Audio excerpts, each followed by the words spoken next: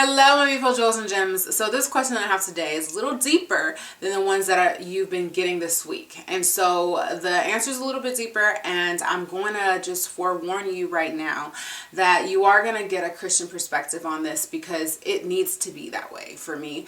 In order for me to give advice on this, that's how it has to be. So I hope that it's able to help you and empower you.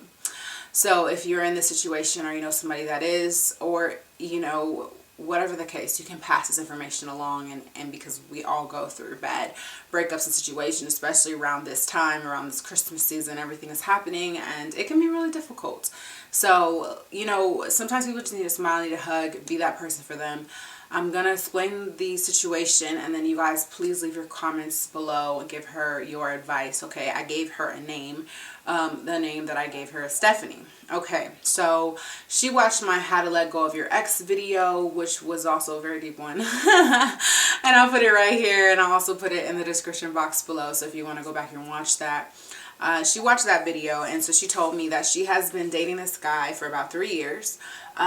They had a very blissful and meaningful relationship with hopes of marriage, okay? He broke up with her 4 months ago because he said that they argued too much and she resisted change. She was also very stubborn. She told me that, she agreed with these things and she was working on it to try to make, herself better. But he wasn't interested because he was too busy with school. He was unhappy for about a month. Let me just comment real quick before I continue. If he was unhappy for only a month, you guys are together for 3 years, he wasn't really interested in continuing a relationship. So I really feel like that's an excuse, but we're just going to leave that alone. They tried being friends, but after they broke up, but instead of becoming friends and working on their relationship as friends, they began hooking up with each other instead. And my comment on that before I continue, because there's so much to this question, is if you're not friends before you are together, then you're going to find it very difficult to be friends afterward. Okay, so let me just put that out there. So they stopped contacting each other because they kept hooking up, and instead of becoming friends. And then about a month ago, they started hooking up again, which brings us to where we are right now. Okay, so she says that she's working on her stubbornness and she has found like her center pretty much. She says that she is now in a place of peaceful and positive energy, and she is taking responsibility for the things that she does, I guess, as opposed to as what she was doing before.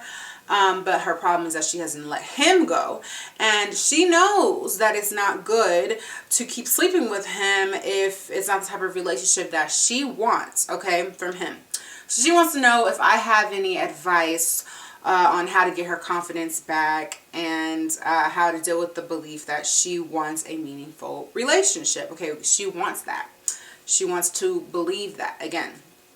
And she also wants to be encouraged and remember that she should not settle for less. My, Stephanie. So I'm just going to jump into this because I have a lot to say about this, and I am doing my best to keep all of this to like this. So I first wouldn't recommend that you watch my How to Get Over a Breakup video. It was one that I posted this past summer. It didn't have as many views yet as the one that you saw, but sometimes these things take time. But I really did sit down and I went through like what it takes and what you need to do to get over a breakup. So I'll put that right here, but definitely you want to watch it, and I'll put it in the description as well. But the truth is, you already know what to do. You told me, okay? If we're going to map this out, you clearly said that you shouldn't keep sleeping with him because you're not in this type of relationship that you want with him. You also said that you want your confidence back, and you believe that you want a meaningful relationship, which means that you're not in one right now, and that you want to believe that.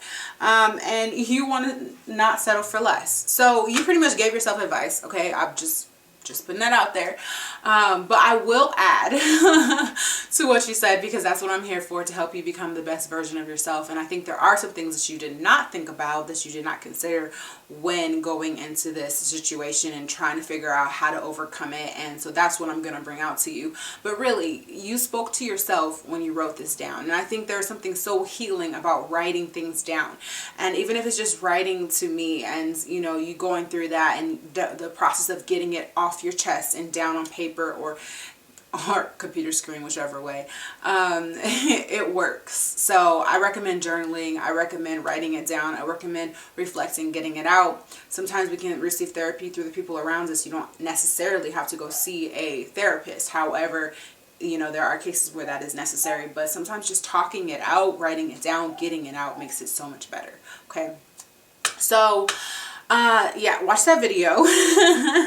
And I want to remind you that this guy does not define you, okay? Just because he has an opinion, and maybe some of his opinions about you are correct because you agreed with some of them, great. But he doesn't define who you are, and you need to remember that you are who you are. You're your own person, and I want you to spend a little bit more time reflecting on that and remembering that, and which means that you need some you time, which means that you need to separate yourself from him, okay?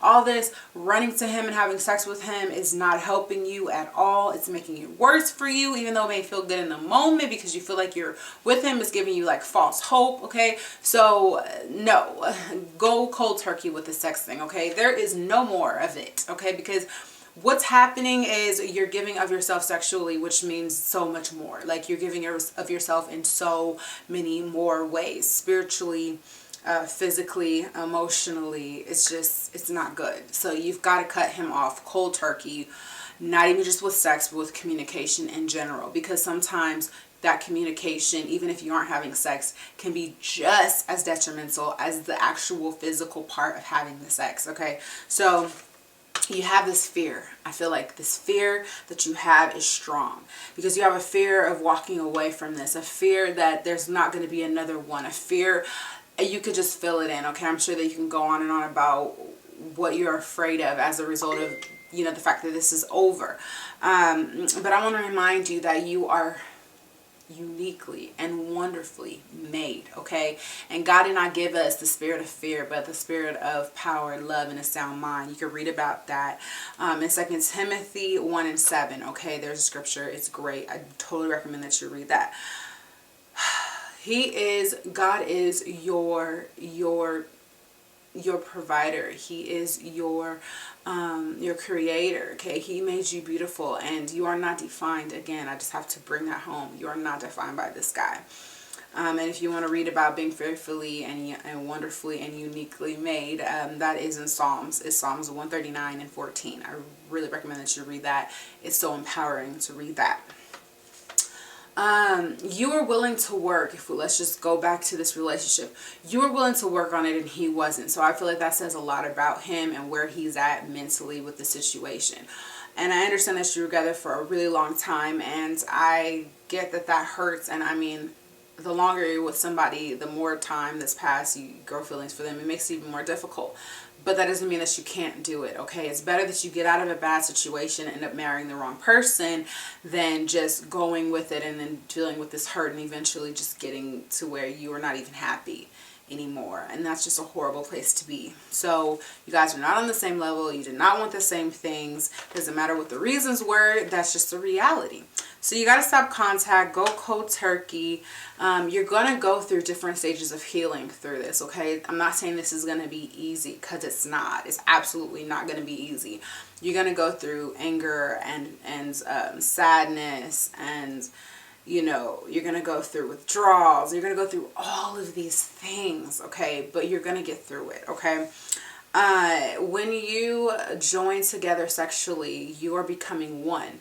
And not only are you becoming one in your flesh, okay, so physically, but you're also becoming one spiritually. And sometimes, okay, the disconnect happens because we have sex before we're married.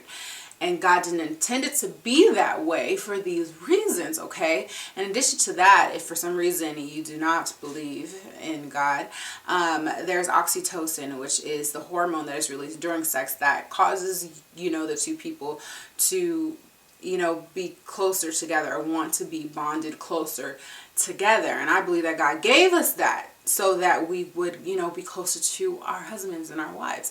But when we just have sex like this, it can cause us to have this pain as a result. And, you know, I'm not like pointing fingers at you or anybody else, okay, because it is not easy. I am not doing that. But what I am saying is that there is a reason why you're supposed to preserve yourself. And I recommend that you consider that going forward, okay? So after, you know, reading these scriptures will begin to empower you, but I really want you to empower yourself and really start to focus on you. And that's what's going to happen when you separate yourself from him in the situation that you guys have been in. You want to look to make yourself happy, because you're not happy right now, and no matter how much sex you have with him or how much false hope is happening, you're still not happy, okay? I know it may be hard to imagine that one day you'll be with somebody else, you know, to be good enough or whatever the case, but you will, if that is what is meant to be. And, you know, if down the line he changes his mind and he wants to work on it and you guys end up together, then great. But right now, that is not the time. I say that you need at least 6 months, okay, where you just go cold turkey. You are not communicating with him at all, because we have to know our boundaries. And in this case, your boundary, you need to set one, and that is that you won't have communication with this guy. Temptation will come, okay? He's still there. This is familiar to him. You've been with him for a long time. It's going to be hard to separate this. But he needs to know your value and your worth. And he should be respectful of the fact that you don't want to have sex with him like this meaninglessly. Okay, so if he just wants to do that, he can find somebody else. You feel me? You can't be friends yet, so don't try it, okay? It's not the time. Like I said, you need time for yourself and spiritual empowerment. I recommend that you get involved in the church. I recommend that you get involved in your community, give back, because it really is more blessed to give than it is to receive. And the sooner that you accept the situation, the easier it's going to be for you and the faster it's going to be. So you've just got to really decide in your mind that you're going to do it, and then just do it. There's really no magic formula to this. You just have to decide that you're going to do it. And if you need to watch this video again to remember and remind yourself, then do that. In addition to that, you might need to write little reminders. Some people do post-its, and I mean, that's cool. You can do that. Put them on your mirror, put them on your window. You know, people do that kind of thing. I like painting, so I might even just paint. You know, you can do it, empower, write some words, hope, things that will remind you of where you are. You could do that. You can write. Whatever you need to do to remind yourself of these things, do it. Okay? Do that. And I know that you're going to be okay. You're going to get through this. Keep your head up and know that you are fearfully and wonderfully made.